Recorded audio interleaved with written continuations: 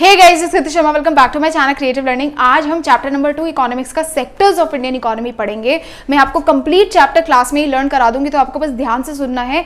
इसके notes already आपको मिल चुके हैं, टेलीग्राम पे मैंने डाल दिए हैं, यूट्यूब पे भी वीडियो है, आप देख सकते हैं। और जो ये कंप्लीट पीपीटी है, ये भी मैं लेक्चर के बाद आपके टेलीग्राम से आप जाकर के डाउनलोड कर सकते हैं। तो शुरू करते हैं इस चैप्टर को, सेक्टर्स ऑफ इंडियन इकोनॉमी। तो उससे पहले हमें इकोनॉमी समझना पड़ेगा बच्चों। इकोनॉमी क्या है? इकोनॉमी कुछ नहीं है, किसी भी कंट्री में जो पैसे का लेन देन होता है उसको इकोनॉमी कहते हैं। क्योंकि एक कंट्री में या तो हम पैसों को, या तो हम किसी चीज को बेचते हैं या किसी चीज को खरीदते हैं। तो जहां पे भी आपका मनी इन्वॉल्व होता है, पैसे का जितना भी लेन देन है बच्चों, उसको हम इकोनॉमी बोलते हैं। अब इससे पहले कि हम आगे बढ़े, इकोनॉमिक एक्टिविटीज समझना इंपॉर्टेंट है। इकोनॉमिक एक्टिविटीज क्या होती है? वो सारी की सारी एक्टिविटीज जिससे हम गुड या फिर किसी ना किसी सर्विस को प्रोड्यूस करते हैं। क्यों प्रोड्यूस करते हैं? मनी बनाने के लिए, प्रॉफिट बनाने के लिए। इसीलिए इसको इकोनॉमिक बोला जाता है, यानी कि पैसे वाली एक्टिविटी जिससे हम पैसा बना सकते हैं। तो कोई भी ऐसी एक्टिविटीज जिससे हम या तो कोई गुड प्रोड्यूस करते हैं या कोई सर्विस प्रोड्यूस करते हैं और बदले में उससे हम पैसे बनाते हैं, यानी प्रॉफिट बनाते हैं, उसको इकोनॉमिक एक्टिविटीज बोलते हैं। और यही जो इकोनॉमिक एक्टिविटीज है, ये 3 पार्ट्स में बांटी गई है। यानी कि यही जॉब एक तरीके से आप इसको ऐसे समझ लो कि मैं टीचर हूं, मैंने इकोनॉमी में कंट्रीब्यूट कर दिया एक इकोनॉमिक एक्टिविटी के थ्रू। वो इकोनॉमिक एक्टिविटी क्या है? टीचिंग। मैंने बच्चों को पढ़ाया। तो वही तुम सोचो कि यहां पे इस इकोनॉमिक एक्टिविटीज को, वो डिफरेंट जॉब्स को 3 पार्ट में हमने डाल दिया, प्राइमरी, सेकेंडरी और टर्शरी। प्राइमरी सेक्टर क्या होता है बच्चों? प्राइमरी सेक्टर वो सेक्टर है जहां से आपका रॉ मटेरियल आता है, इसको ऐसे समझो। तो प्राइमरी सेक्टर वो सेक्टर है जो आपके गुड्स को प्रोड्यूस करता है by exploiting the natural resources. जैसे कि एग्रीकल्चर हो गया, एग्रीकल्चर आपने क्या किया? लैंड को एक्सप्लॉइट किया, उसके ऊपर क्रॉप्स लगाया। फिशिंग क्या हो गया? जो नेचुरल रिसोर्स है उससे आपने क्या किया? फिशेस को निकाल दिया। एनिमल हस्बेंड्री हो गया, डेयरी हो गया। ये सारा का सारा बच्चों आपका प्राइमरी सेक्टर में आता है। बेसिकली प्राइमरी सेक्टर आप ऐसे भी एसोसिएट कर सकते हो कि जितना रॉ मटेरियल का सेक्टर है वो प्राइमरी सेक्टर है।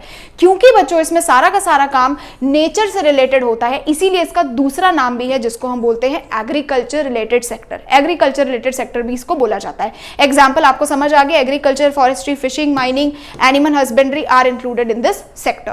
अब बात करते हैं सेकेंडरी सेक्टर की। सेकेंडरी सेक्टर क्या होता है? सेकेंडरी सेक्टर वो सेक्टर है जिसमें हम रॉ मटेरियल को फैक्ट्रीज में लेके आते हैं और उसको प्रोसेस करके डिफरेंट प्रोडक्ट्स में चेंज करते हैं। फॉर एग्जांपल, मैं रॉ मटेरियल लेकर के आई कॉटन फैक्ट्रीज में आया, तो कॉटन से मल्टीपल चीजें बनती है। फॉर एग्जांपल, टी शर्ट भी बन सकती है, बैग भी बन सकता है, साड़ी भी बन सकती है। तो हमने क्या किया? कॉटन को थ्रू इंडस्ट्रियल प्रोसेसेस डिफरेंट चीजों में, डिफरेंट फॉर्म्स में, डिफरेंट फॉर्म्स ऑफ गुड्स में चेंज कर दिया। उसको हम सेकेंडरी सेक्टर बोलते हैं। तो this sector transforms one good into another, एक गुड से दूसरे गुड में कन्वर्ट उसको कर देते हैं। क्योंकि इसमें बच्चों इंडस्ट्रीज इन्वॉल्व होती है, ये सारा जो प्रोसेस होता है ये थ्रू इंडस्ट्रीज होता है, इसीलिए हम इसको मैन्युफैक्चरिंग सेक्टर भी बोलते हैं। जैसे प्राइमरी सेक्टर नेचर से रिलेटेड था तो एग्रीकल्चर रिलेटेड सेक्टर बोलते हैं, इसीलिए इसको हम सेकेंडरी सेक्टर को मैन्युफैक्चरिंग सेक्टर भी बोलते हैं। एग्जाम्पल्स क्या है?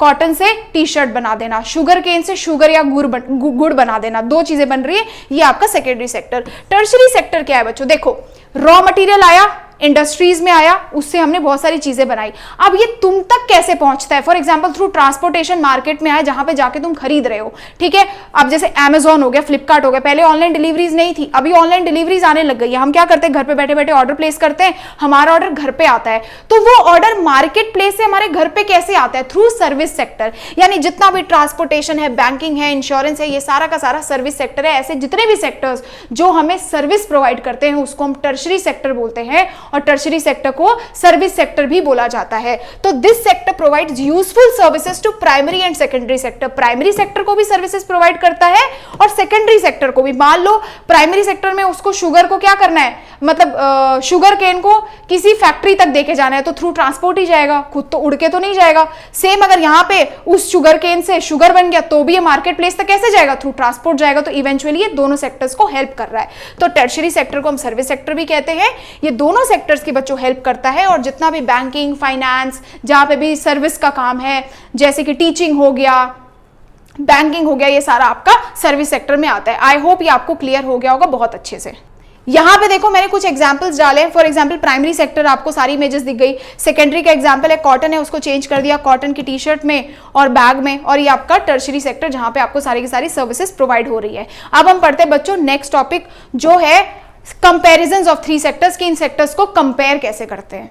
अब यहाँ पे हम बात करेंगे कि हम तीनों सेक्टर्स को कैसे कंपेयर करें, यानी एक हर सेक्टर में कितने लोग काम करते हैं और वो कितना गुड्स एंड सर्विसेज को प्रोड्यूस करते हैं, वो कैसे चेक करते हैं। तो हर सेक्टर में बच्चों कितना गुड एंड सर्विस प्रोड्यूस हो रहा है, ये चेक करने के लिए हम क्या करते हैं, इन दो चीजों को समझते हैं। पहले देखो, एक होता है आपका फाइनल गुड, एक होता है इंटरमीडिएट गुड। ये क्या होता है, कोई भी सेक्टर में जो फाइनल गुड है उसका मतलब ये होता है कि उस गुड में अब और कोई प्रोडक्शन नहीं हो सकता, यानी फाइनल गुड वो गुड है जो डायरेक्टली कंज्यूमर्स तक पहुंच रहा है उसको कंज्यूम करने के लिए। जैसे कि शुगर हो गई, अब इसको हम और फर्दर उसको प्रोड्यूस नहीं कर सकते, उसका कोई और प्रोडक्शन नहीं हो सकता। तो फाइनल गुड क्या है, जो डायरेक्टली कंज्यूमर्स तक पहुंचता है, उसकी फर्दर प्रोडक्शन नहीं हो सकती। इंटरमीडिएट गुड्स क्या होते हैं, इंटरमीडिएट गुड्स वो गुड्स होते हैं जो यूज किए जाते हैं फाइनल गुड्स को बनाने के लिए। जैसे कि कॉटन एक इंटरमीडिएट गुड है जिससे फाइनल गुड टी शर्ट बना। ठीक है, आगे समझ में। तो गुड्स एंड सर्विसेज के भी दो तरीके होते हैं, एक फाइनल होता है, एक इंटरमीडिएट। फाइनल वो जिसमें कोई प्रोडक्शन नहीं हो सकती, जो कंज्यूमर्स डायरेक्टली कंज्यूम करेंगे, और इंटरमीडिएट वो जिससे हम फाइनल गुड्स को बनाते हैं। अब देखो, जब हम इन तीन सेक्टर्स को कंपेयर करते हैं ना कि कौन से सेक्टर ने कितना प्रोडक्शन दिया, तो बच्चों हम केवल और केवल फाइनल गुड्स एंड सर्विसेज को काउंट करते हैं। एग्जाम्पल देखो, यहां पे देखो, ये क्या है बच्चों, मान लो ये है वीट। इस वीट को इसने क्या किया, मिल में दिया, वीट मिल में, यहां से आटा बन गया। आटा ये बिस्किट कंपनी के पास गया, अब बिस्किट कंपनी के पास उसने तेल शुगर वगैरह डाल करके क्या बनाया, आपका फाइनल बिस्किट बना लिया। तो इसमें इंटरमीडिएट गुड कौन से हुए, इंटरमीडिएट गुड ये तीनों हुए, जिससे क्या हुआ, फाइनल गुड प्रोड्यूस हुआ जो कि बिस्किट है।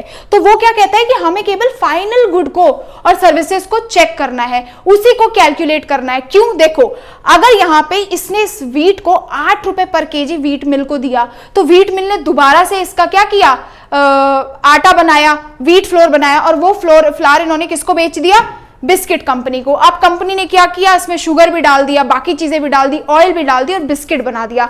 बिस्किट बना के इन्होंने इसको मार्केट प्लेस में भेज दिया, और बिस्किट की कीमत रख दी 15 रुपीज पर पैकेट। अब यहां पे देखो बच्चों, फाइनल गुड्स में ना हमेशा इंटरमीडिएट गुड्स की कॉस्ट इन्वॉल्व होती, यानी जो फाइनल पैकेट बेचते हैं उसमें हम ऑलरेडी जो उसके आटे का पैसा है, जो चक्की ने आटा बनाने का पैसा लिया, वो सब ऑलरेडी इंक्लूडेड है। तो डबल काउंटिंग अवॉइड करने के लिए हम हमेशा फाइनल गुड्स एंड सर्विसेज की वैल्यूज को ही काउंट करते हैं। आ गया ना समझ में कि हम फाइनल गुड्स को क्यों काउंट करते हैं, क्योंकि यहां पे ऑलरेडी फाइनल गुड्स के प्राइस में इंटरमीडिएट गुड्स की कॉस्ट ऑलरेडी एडेड होती है। डबल काउंटिंग को अवॉइड करने के लिए हम हमेशा फाइनल गुड्स की कॉस्ट को ही इंक्लूड करते हैं। आगे समझ में। अब देखो, ये जो फाइनल वैल्यू और गुड और सर्विसेज है ना, जितनी भी ये वैल्यू निकलेगी फाइनल गुड्स एंड सर्विसेज की हर एक सेक्टर की, उसको हम बोलते हैं उस सेक्टर का टोटल प्रोडक्शन। मान लो प्राइमरी सेक्टर में, प्राइमरी के कंप्लीट सेक्टर में जितने भी गुड्स हैं उनको जब आप पूरा कैलकुलेट कर दोगे, जितना भी गुड्स एंड सर्विसेज प्रोड्यूस हुआ उनको जब आप पूरा कैलकुलेट करोगे, तो उस सेक्टर का टोटल प्रोडक्शन बच्चों निकल करके आएगा। उसको हम बोलेंगे उस पर्टिकुलर सेक्टर का ईयरली प्रोडक्शन, यानी उसने एक साल में कितना final good and services produce किया।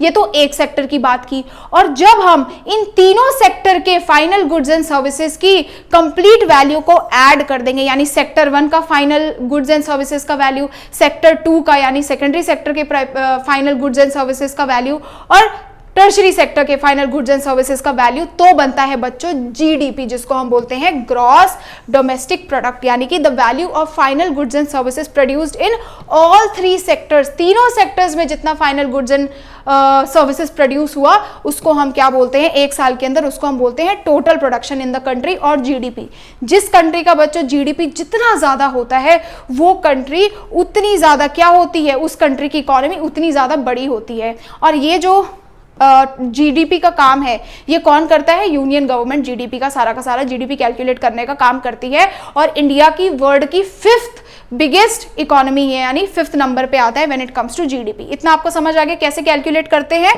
बिल्कुल इजी था।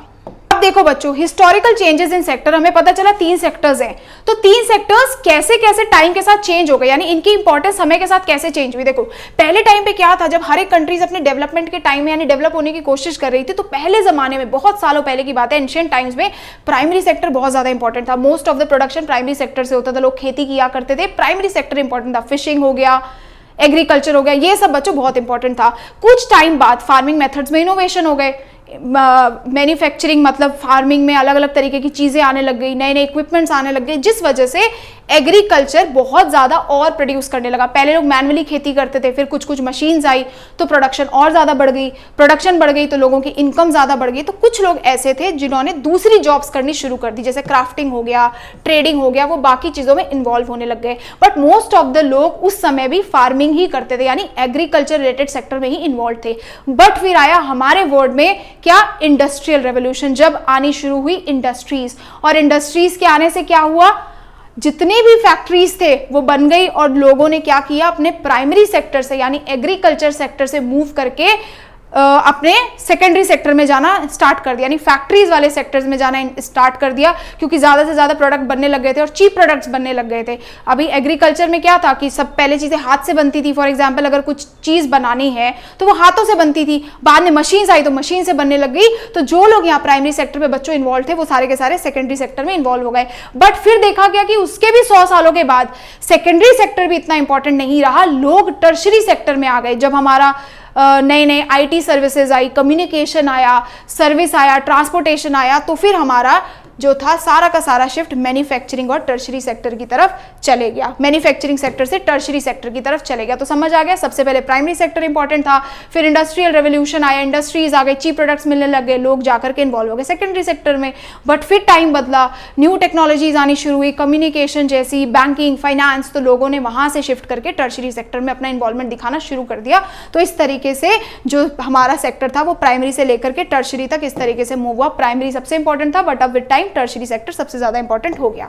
अब आता है कि प्राइमरी, सेकेंडरी और टर्शरी सेक्टर का क्या क्राइटेरिया इंडिया में। इंडिया में प्राइमरी, सेकेंडरी और टर्शरी सेक्टर का क्या हाल है वो एक बार देखते हैं कि कैसा चल रहा है। तो इंडिया में ऐसा देखा गया है कि जो टर्शरी सेक्टर की प्रोडक्शन है वो बहुत ही ज्यादा, मतलब टर्शरी सेक्टर इंडिया में बूम कर रहा है। तो आपके एग्जाम में डेफिनेटली क्वेश्चन आएगा कि टर्शरी सेक्टर क्यों बूम किया है इंडिया में, इसके कुछ रीजंस आपको दिए हैं। तुम यहाँ पे अगर इस ग्राफ को देखोगे तो 1973-74 के ग्राफ में तुम एक चीज बच्चों यहाँ पे नोटिस कर रहे हो, वो नोटिस क्या है कि यहाँ पे देखोगे तुम प्राइमरी सेक्टर सबसे ज्यादा इंपॉर्टेंट है, इसका रेशियो सबसे ज्यादा है और टर्शरी सेक्टर का बिल्कुल थोड़ा सा रेशियो है। आप विथ टाइम देखो कि प्रोडक्शन में यानी जीडीपी में, प्रोडक्शन में टर्शरी सेक्टर का इन्वॉल्वमेंट 2013 और 14 में इतना ज्यादा हो गया, कहां थोड़े से लेकर के ये कितने हजार करोड़ तक पहुंच गया। ऐसा क्या हुआ कि हमारे कंट्री में टर्शरी सेक्टर इतना ज्यादा बूम कर गया, इसके कुछ रीजंस है बच्चों। देखो, गवर्नमेंट क्या करती, रिस्पॉन्सिबिलिटी लेती है। अब इतनी बड़ी पॉपुलेशन है तो गवर्नमेंट ने रिस्पॉन्सिबिलिटी लेगी किसकी, बेसिक चीज़ों की, बेसिक सर्विसेज, जैसे कि आपका हॉस्पिटल्स हो गए, एजुकेशन हो गए, ट्रांसपोर्ट हो गया, बैंक्स हो गया, पोस्ट ऑफिस हो गए, ये सारी क्या है, सर्विस सेक्टर्स है। तो जितने ज़्यादा हॉस्पिटल्स होंगे, जितनी पॉपुलेशन उतने हॉस्पिटल्स, उतने बैंकिंग सेक्टर्स, तो इवेंचुअली आपका टर्शरी सेक्टर क्या होगा, सर्विस सेक्टर, इस वजह से बढ़ गया। दूसरा क्या था, जो भी प्राइमरी और सेकेंडरी सेक्टर जब जब बढ़ते हैं तो टर्शरी सेक्टर इवेंचुअली बढ़ता है। मैंने आपको पहले स्टार्टिंग में बताया था, प्राइमरी सेक्टर यानी एग्रीकल्चर बढ़िया होगा, सेकेंडरी सेक्टर फैक्ट्रीज और आएंगी, तो इवेंचुअली टर्शरी सेक्टर भी बढ़ गया।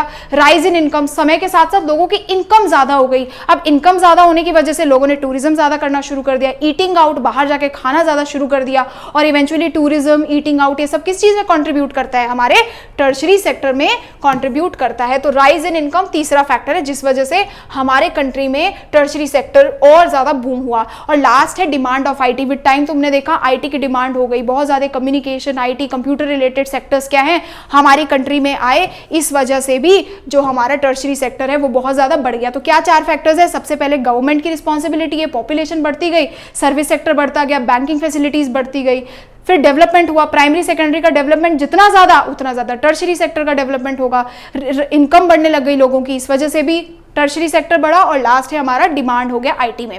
लेकिन एक बात समझने की बात है बच्चों कि पूरा का पूरा सर्विस सेक्टर नहीं बढ़ा है, सर्विस सेक्टर में भी बच्चों थोड़ा सा ही पार्ट ऐसा है जहां पे ग्रोथ हुई है। कहने का मतलब क्या दीदी, मतलब all the service sector is not growing equally. बच्चों सारा सर्विस सेक्टर बराबर ग्रो नहीं कर रहा है, केवल कुछ ही ऐसा पोर्शन है, लिमिटेड नंबर ऑफ सर्विसेज है जहां पे हाईली स्किल्ड और एजुकेटेड वर्कर्स काम कर रहे हैं, वही ग्रो कर रहा है, जैसे आईटी सेक्टर्स। अब आईटी सेक्टर्स में बच्चों किसी को भी जॉब नहीं मिल जाती। हाईली स्किल्ड लोग, एजुकेटेड लोग, केवल वही जो सर्विस सेक्टर का उतना जो पोर्शन है जहां पे हाईली स्किल्ड एजुकेटेड लोग काम कर रहे हैं बच्चों, वही ग्रो किया है। उसके अलावा जो small shopkeepers, repair persons etcetera है, इन लोगों ने सर्विस सेक्टर में, इन लोगों की उतनी ग्रोथ नहीं हुई है। ये जो छोटे छोटे शॉपकीपर्स है, जो किराने की दुकान होती है, जो ये कॉबलर्स होते हैं, इन लोगों का सर्विस सेक्टर ये सर्विस ही तो प्रोवाइड कर रहे हैं, बट इन लोगों ने उतनी ग्रोथ नहीं ली है। तो क्या हुआ है, केवल पार्शियल ग्रोथ हुआ है एक स्पेसिफिक पोर्शन में। आगे आपको समझ में, नेक्स्ट देखते हैं। अब ज्यादातर लोग एम्प्लॉयड किधर है, where are most people employed. मैंने आपको क्या बताया कि with time tertiary sector India में बहुत ज्यादा इवॉल्व हुआ। तो अब सवाल आता है कि अच्छा, अगर टर्शियरी सेक्टर इवॉल्व हुआ है तो कहने का मतलब तो ये है कि हमारा अगर टर्शियरी सेक्टर बड़ा होगा तो इवेंचुअली बात है, अगर हम एम्प्लॉयमेंट की बात करते हैं तो एम्प्लॉयमेंट भी हमारा टर्शियरी सेक्टर में बड़ा होना चाहिए, क्योंकि हमारा ग्रोथ टर्शियरी सेक्टर में हुआ।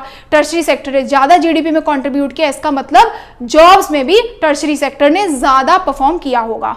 बट ऐसा बच्चों बिल्कुल भी नहीं है। यहां पे अगर तुम ग्राफ देखोगे तो जीडीपी कंट्रीब्यूशन मैंने बताया 2013 और 14 में टर्शियरी सेक्टर का सबसे ज्यादा है, तो इस हिसाब से नौकरियां भी सबसे ज्यादा टर्शियरी सेक्टर में होनी चाहिए, यहां देखो। बट ऐसा नहीं है, यहां पे बिल्कुल ऑपोजिट केस है। यानी सबसे कम जीडीपी में कंट्रीब्यूट किया है 2013-14 में किसने, हमारे प्राइमरी सेक्टर ने। लेकिन फिर भी सबसे ज्यादा लोग एम्प्लॉयड किसमें है, प्राइमरी सेक्टर में। ये कैसे हो सकता है कि जब जीडीपी में कंट्रीब्यूशन टर्शियरी सेक्टर का बच्चों सबसे ज्यादा है, तो जॉब सबसे ज्यादा प्राइमरी सेक्टर में क्यों है? इससे हमें क्या फैक्ट पता चला कि half of the workforce in agriculture, 1/6 of the GDP, यानी ऑलमोस्ट देश के 44% लोग प्राइमरी सेक्टर में काम कर रहे हैं, लेकिन जीडीपी में कंट्रीब्यूशन कितना, बिल्कुल 17% तक का मिनिमम कंट्रीब्यूशन आता है। तो ये 44% लोग यानी कि काम तो कर रहे हैं बट उतना पैसा नहीं बना रहे हैं, जीडीपी में उतना कंट्रीब्यूट नहीं कर पा रहे हैं, और सेकेंडरी और टर्शियरी सेक्टर बाकी का जीडीपी कंट्रीब्यूट करते हैं। तो क्या रीजन हो सकता है कि 17% जीडीपी के लिए ऑलमोस्ट 50% ऑफ द कंट्री एक सेक्टर में काम करता है पर जीडीपी में कंट्रीब्यूट नहीं कर पा रहा? इसका एक बहुत बड़ा रीजन क्या है बच्चों? इसका रीजन है अंडर एम्प्लॉयमेंट या डिस्गाइज्ड एम्प्लॉयमेंट, छुपा हुआ एम्प्लॉयमेंट। अंडर एम्प्लॉयमेंट क्या होता है? एक ऐसा एम्प्लॉयमेंट जिसमें आपको लगता तो है कि वो पर्सन काम कर रहा है, बट वो पर्सन क्या है, अंडर एम्प्लॉयड है, यानी अपनी कैपेबिलिटी से कम काम कर रहा है। उसको ऐसे नहीं बोलेंगे कि वो अनएम्प्लॉयमेंट है। अनएम्प्लॉयड दूसरी चीज है और अंडर एम्प्लॉयमेंट दूसरी चीज है, वो आपको समझ आएगा। अंडर एम्प्लॉयमेंट मतलब क्या होता है? Most of the primary sectors में क्या है, ज्यादा लोग इन्वॉल्व है एक काम को करने के लिए जितने चाहिए। फॉर एग्जाम्पल, एक खेत है, 2 हेक्टेयर का खेत लगा लो, उस खेत में तुम्हें काम करने के लिए 4 लोग लगा रखे हैं। अब वो 2 हेक्टेयर का खेत है बच्चों, उसमें 2 हेक्टेयर की ही प्रोडक्शन हो सकती है। 2 हेक्टेयर के खेत में उतना ही प्रोडक्शन होगा जितना होगा, उससे ज्यादा तो बढ़ नहीं सकता। अब उसमें 2 लोग काम करें या 4 लोग काम करें, उसका आउटपुट कम नहीं होने वाला। एक बार इसको समझो पहले। दूसरा, if some of them are removed, जो मैंने बात बोली, अगर मैं उन 4 में से 2 लोगों को हटा भी दूं कि भाई तुम 2 लोग खेत में काम मत करो, तो वो 2 लोग भी काम करके उतना ही प्रोडक्शन लेके आ सकते हैं जितना 4 लोग खेत में काम करके ला रहे हैं, क्योंकि वो 2 लोग एक्स्ट्रा है खेत में, वो अपनी कैपेबिलिटी से कम काम कर रहे हैं। यानी कि no one is fully employed, कोई पूरे तरीके से एम्प्लॉयड नहीं है। अब क्या होता है, गांव में तुमने देखा होगा 4 लोग एक खेत में काम कर रहे हैं, तो कभी कोई मम्मी चली गई काम करने, उसने थोड़ा सा काम किया, फिर वो घर में चली गई, फिर उसने अपने बेटे को भेज दिया, फिर वो घर पे गया, उसने पापा को भेज दिया, तो कोई भी फुल टाइम काम नहीं कर रहा है। समझ रहे हो? सब अंडर एम्प्लॉयड है, कोई भी अपने मैक्सिमम पोटेंशियल तक काम नहीं कर रहा है। They work less than their potential. और ये जो काइंड ऑफ अनएम्प्लॉयमेंट होता है, ये हिडन होता है, ये दिखता नहीं है। लोगों को क्या लगता है हम तो काम कर रहे हैं, बट वो काम नहीं कर रहे हैं, वो अंडर एम्प्लॉयड हैं, और उसी को हम बोलते हैं कि ये क्या है, डिसगाइज्ड एम्प्लॉयमेंट है। तो क्या 4 कंडीशंस है? पहला है जितने लोग रिक्वायर्ड है उससे ज्यादा लोग काम करते हैं। अगर उसमें से कुछ लोगों को निकाल भी दिया जाए तो फाइनल प्रोडक्शन हमारा बिल्कुल भी हैम्पर नहीं होता। कोई भी फुली एम्प्लॉयड नहीं है, everyone is working less than their potential. और लास्ट क्या है, इसी तरीके के एम्प्लॉयमेंट को हम हिडन एम्प्लॉयमेंट कहते हैं, लेकिन इसका मतलब अनएम्प्लॉयड नहीं होता। अनएम्प्लॉयड वो होता है जिसके पास कोई काम ही नहीं है करने के लिए। एक एग्जाम्पल देखो, ये एक फार्मर है जिसका नाम लक्ष्मी है। लक्ष्मी के पास 2 हेक्टेयर का लैंड है जो ड्रॉटेड है, यानी सूखा लैंड जिसको बोलते हैं। अब इसके परिवार में 4 लोग हैं, ये चारों एक ही खेत में काम करते 2 हेक्टेयर के लैंड में। अब एक दिन ये सुखराम करके एक लैंडलॉर्ड है वो आया और इसके घर के 2 लोगों को उठा करके ले गया काम करने के लिए और वेजेस देने लगा, यानी पैसे देने लगा काम करने के लिए। तो क्या इसके प्रोडक्शन में कोई कमी होगी? नहीं। क्यों? क्योंकि जो काम बच्चों 4 लोग कर रहे हैं वो 2 लोग आसानी से कर सकते हैं। साथ में जो 2 लोग इसके घर के हैं, जब वो उस लैंडलॉर्ड के पास काम करने गए तो उनके घर पे क्या आया? एक्स्ट्रा वेज, एक्स्ट्रा पैसा इनके घर पे आया। समझ आए? इस वजह से यही रीजन है अंडर एम्प्लॉयमेंट का। इसीलिए हमारे जीडीपी में जो प्राइमरी सेक्टर है उसका कंट्रीब्यूशन कम है, क्योंकि जितने लोग रिक्वायर्ड है उससे ज्यादा लोग काम कर रहे हैं। तो अगर ये लोग ऐसे ही हायर करने लगे, फॉर एग्जांपल अपने घर के लोग हट करके दूसरे जगहों पे जाके काम करने लगे, दूसरे फैक्ट्रीज में, स्मॉल फैक्ट्रीज में, तो हम जीडीपी में कंट्रीब्यूशन बढ़ा सकते हैं, क्योंकि ज्यादा लोग इसमें काम कर रहे हैं। आगे आपको समझ में सिंपल सॉर्टेड मेथड। तो बच्चों नेक्स्ट टॉपिक है how to create more employment. ज्यादा से ज्यादा एम्प्लॉयमेंट कैसे क्रिएट करें। पहला है focus on bank credits. Credits का मतलब लोन है। देखो इकोनॉमिक्स में क्रेडिट सुन लो तो समझ जाना लोन के बारे में बात हो रही है। बैंक क्रेडिट्स यानी कि कम प्राइसेस पे अगर हम फार्मर्स को क्या कहें, लो इंटरेस्ट पे लोन दे तो फार्मर सीड्स खरीद सकते हैं, इक्विपमेंट्स ले सकते हैं, वेल कंस्ट्रक्ट कर सकते हैं इरिगेशन के लिए। अब तुमने कंडीशन पढ़ा था किसका? लक्ष्मी का। उसका जो लैंड है वो ड्रॉटेड है, यानी कि वो कैसा है? सूखा लैंड है। अगर वो इरिगेशन कर ले तो क्या कर सकती है? 2 से ज्यादा क्रॉप्स भी लगा सकती है। तो उससे क्या हो जाएगा? प्रोडक्शन बढ़ जाएगा, जीडीपी बढ़ जाएगा। तो क्या हो गया? बैंक क्रेडिट्स अच्छे से देना। जनरेटिंग एम्प्लॉयमेंट, एम्प्लॉयमेंट और जनरेट कर सकते हैं। कैसे? डैम्स बना दिए, कनाल्स बना दिए, रोड्स बना दी, इससे ज्यादा जॉब्स क्रिएट हो जाएगी। तीसरा स्मॉल स्केल इंडस्ट्रीज पे अगर फोकस कर दिया, कुछ मिल्स बना ली, हनी कलेक्शन सेंटर्स बना दिए, कोल्ड स्टोरेज यानी कि जो खाना होता है ना जैसे प्याज वगैरह उसको स्टोर करने के लिए जगह बना दी। तो इवेंचुअली इन सबसे भी क्या हो जाएगा? ज्यादा एम्प्लॉयमेंट क्रिएट होगा। लास्ट है कि अगर हम एजुकेशन और हेल्थ टूरिज्म इनको इंप्रूव कर दें, तो देखो अगर हम ज्यादा से ज्यादा डिस्पेंसरीज खोलेंगे, स्कूल्स खोलेंगे रूरल एरियाज में, तो ज्यादा से ज्यादा जॉब बनेगी। और ऐसा नीति के हिसाब से, अकॉर्डिंग टू नीति मतलब national institute for transforming India, इसके हिसाब से बच्चों अभी भी पोटेंशियल है एजुकेशन में। हम 20 लाख तक की जॉब क्रिएट कर सकते हैं और टूरिज्म में हम 35 लाख तक की जॉब क्रिएट कर सकते हैं। ठीक है, तो कैसे एम्प्लॉयमेंट क्रिएट कर सकते हैं? सस्ते से सस्ते दामों में लोन दे करके, ज्यादा से ज्यादा एम्प्लॉयमेंट क्रिएट करके, कैनाल्स, वेल्स वगैरह बना करके, स्मॉल स्केल इंडस्ट्रीज पे फोकस करके, प्रोसेसिंग यूनिट्स बना के, मिल्स बना करके, और एजुकेशन, हेल्थ और टूरिज्म को इंप्रूव करके। नेक्स्ट टॉपिक आता है मनरेगा। अब सबको पता है बच्चों ये सारे लॉन्ग टर्म गोल्स होते हैं किसी भी गवर्नमेंट के, ये एकदम से अचीव नहीं किए जा सकते। रातों रात कनाल नहीं बन सकते, रातों रात इरिगेशन फैसिलिटीज नहीं बिल्ड हो सकती है, रातों रात डिस्पेंसरीज नहीं बन सकती। इसीलिए गवर्नमेंट ने एक शॉर्ट टर्म प्लान भी बनाया जिसको हम बोलते हैं मनरेगा 2005। अब मनरेगा की जो फुल फॉर्म है वो आप मुझे कमेंट सेक्शन में लिख के बताओगे। तो मनरेगा क्या था बच्चों? ये एक स्कीम थी जिसमें 100 डेज ऑफ एम्प्लॉयमेंट क्या था? गारंटी किया जाता था हर एक इंसान के पास जिसके पास काम नहीं है रूरल एरिया यानी गांव में। तो उसको क्या मिलता था? वेज एम्प्लॉयमेंट, यानी 100 दिन काम करने के लिए उसको पैसे दिए जाते थे सरकार की तरफ से। ठीक है, जो काम कर सकता है या काम ढूंढ रहा है उस इंसान को।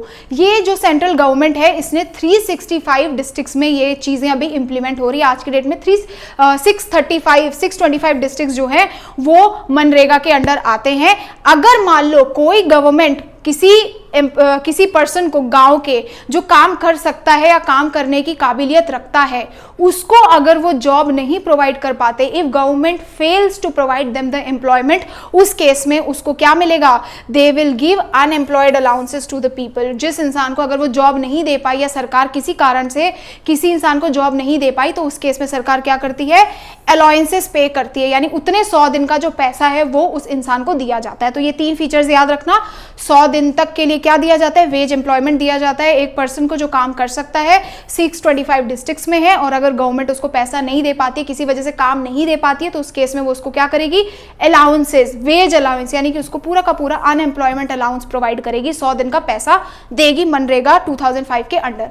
अब नेक्स्ट आता है बच्चों आपका division of sectors on the basis of working conditions की वर्किंग कंडीशंस के काम करने के कंडीशंस के बेसिस पे सेक्टर्स को कैसे डिवाइड किया है। तो 2 तरीके से, ऑर्गेनाइज्ड और अनऑर्गेनाइज्ड। ऑर्गेनाइज्ड नेम से ही तुम्हें समझ आ रहा होगा, ऑर्गेनाइज्ड सेक्टर वो सेक्टर होता है जिसमें आपकी जॉब क्या होती है? एश्योर्ड होती है, जहां पर आपका एम्प्लॉयमेंट इज रेगुलर, आपका रेगुलर एम्प्लॉयमेंट है, आप रोज काम पे जा रहे हैं और वो एश्योर्ड है, आपकी जॉब क्या है? एश्योर्ड है। ऐसा सेक्टर जो होता है वो सारे के सारे जितनी भी कंपनीज हैं ऑर्गेनाइज्ड सेक्टर में, जितनी कंपनीज आती हैं वो सारी की सारी गवर्नमेंट रजिस्टर्ड होती हैं और उनको एक specific set of rules and regulations बच्चों फॉलो करने होते हैं। जितने भी एम्प्लॉयज हैं ऑर्गेनाइज सेक्टर में, उनके एक फिक्स्ड वर्किंग आवर्स है कि 9 से 5 ही आपको काम करना है, और अगर वो एक्स्ट्रा काम करते हैं, मान लो 5 बजे के बाद बैठाया उनको काम करने, तो उनको क्या किया जाता है, एक्स्ट्रा पे किया जाता है if they work over time. चौथा क्या है कि एम्प्लॉयज जितने भी ऑर्गेनाइज सेक्टर में होते हैं उनको पूरी की पूरी सोशल सिक्योरिटी मिलती है, जैसे कि आपको पेंशन मिलेगी, जब वो रिटायर हो जाते हैं उसके बाद उनको पेंशन दी जाती है, उनको प्रोविडेंट फंड मिलता है, पीएफ जिसको बोलते हैं, उनको पेड लीव मिलती है। पेड लीव का मतलब क्या है कि मान लो मैं बीमार हो गई, तो ऑर्गेनाइज सेक्टर में अगर मैं बीमार हो गई तो मैं अगर काम पे ना भी जाऊं बच्चों, तो उस दिन मुझे उस काम के लिए पूरा का पूरा पैसा दिया जाएगा, मेरे पैसे नहीं काटे जाएंगे। और लास्ट हो गया सिक लीव, आपको हर हफ्ते अगर आप बीमार पड़ते हैं या महीने में, तो आपको सिक लीव भी प्रोवाइड की जाती है कंपनीज के थ्रू, जो आप बीमार होने पे अवेल कर सकते हैं। और लास्ट है वर्कर्स जितने भी हैं ऑर्गेनाइज सेक्टर्स पे, उनको एक फिक्स सैलरी दी जाती है। समझ आया? जितने भी क्या है रेगुलर होगा इसमें जॉब, एश्योर्ड जॉब होगी, कंपनी सारी की सारी गवर्नमेंट रजिस्टर्ड हैं, एक set of rules and regulations follow करेंगी। जितने भी एम्प्लॉयज हैं उनके फिक्स्ड वर्किंग आवर्स हैं, वो उनको अगर ओवर टाइम करते तो एक्स्ट्रा पे किया जाएगा। एम्प्लॉयमेंट जितने भी ऑर्गेनाइज सेक्टर के जितने भी एम्प्लॉयज हैं उनको सोशल सिक्योरिटी मिलती है, पेंशन, पीएफ, ये सारी चीजें मिलती है। साथ में ऑर्गेनाइज सेक्टर्स वाले लोगों को फिक्स सैलरी मिलती है। अनऑर्गेनाइज सेक्टर में इसका टोटल ऑपोजिट है, ना तो उनकी जो कंपनीज है उनकी जॉब्स रेगुलर नहीं है और उनकी जॉब्स भी एश्योर्ड नहीं है। कंपनीज क्या होती है, गवर्नमेंट के अंडर नहीं होती है, इनके कोई फिक्स रूल्स एंड रेगुलेशंस नहीं है। जो यहाँ पे पड़ा उसका ऑपोजिट यहाँ पे है। वर्कर्स क्या है, उनको लो वेजेस दिए जाते हैं, रेगुलर भी नहीं दिए जाते, कोई भी पेमेंट नहीं दिया जाता है अगर उनको ओवर वर्क कराए। कई बार बहुत सारे कंपनीज में तुमने देखा होगा लोगों को ज्यादा काम कराते हैं लेकिन कोई एक्स्ट्रा पैसा उस चीज के लिए नहीं देते। वर्कर्स अनऑर्गेनाइज सेक्टर में क्या है, कोई भी उनको बेनिफिट्स नहीं मिलते, पेंशन नहीं मिलती है, प्रोविडेंट फंड नहीं मिलते, कोई पेड लीव्स नहीं होती, कुछ नहीं होता। इसका टोटल ऑपोजिट लिख देना है। और अनऑर्गेनाइज सेक्टर्स के वर्कर्स को कोई भी फिक्स्ड सैलरी नहीं मिलती। आगे समझ में ऑर्गेनाइज्ड और अनऑर्गेनाइज सेक्टर। अब बच्चों बात समझो प्रोटेक्शन ऑफ वर्कर्स। हमें समझ आया कि अनऑर्गेनाइज सेक्टर के जो वर्कर्स हैं उनके साथ बहुत सारा एक्सप्लॉयटेशन हो रहा है, तो गवर्नमेंट इनको कैसे प्रोटेक्ट कर सकती है, इस एक्सप्लॉयटेशन को कैसे प्रोटेक्ट किया जा सकता है। देखो इसका क्या है, पीपल आर एक्सप्लॉयटेड। हमें पता है अनऑर्गेनाइज सेक्टर में लोगों को एक्सप्लॉयट करते हैं, पैसा कम देते हैं, उनकी रेगुलर जॉब्स भी नहीं होती, इरेगुलर जॉब्स है, आज किसी को रखा उसको हटा दिया, कल किसी दूसरे को हायर कर लिया। तो इसको कैसे प्रोटेक्ट कर सकते हैं। देखो गाँव के केस में बच्चों, रूरल एरियाज के केस में अनऑर्गेनाइज सेक्टर्स में कौन लोग काम करते हैं, आपके जितने भी छोटे मीडियम लेवल के, स्मॉल और मीडियम लेवल के फार्मर्स हैं, वो उसको सरकार कैसे प्रोटेक्ट कर सकती है, फार्मर्स को कैसे प्रोटेक्ट कर सकती है, मतलब एडिक्वेट फैसिलिटीज दे करके, अच्छे से अच्छी टाइमली डिलीवरी दे दी, सीड्स प्रोवाइड कर दिया, लोन्स प्रोवाइड कर दिया, एग्रीकल्चरल इनपुट्स दे दिए सारे के सारे, ताकि किसान भाई बहन क्या कर सके और अच्छा लेवल तक किसानी कर सके। अर्बन एरियाज का क्या कंडीशन है, शहर में क्या होता है, शहर में अनऑर्गेनाइज सेक्टर में कौन से लोग आते हैं, जो लेबर्स होते हैं ना, आपने देखा होगा स्ट्रीट वेंडर्स, जो नीचे सड़कों पे काम करते हैं, स्ट्रीट वेंडर्स हो गए, छोटे मोटे लेबर्स हो गए, उन लोगों के लिए क्या कर सकती है सरकार, स्मॉल स्केल इंडस्ट्रीज खोल सकती है।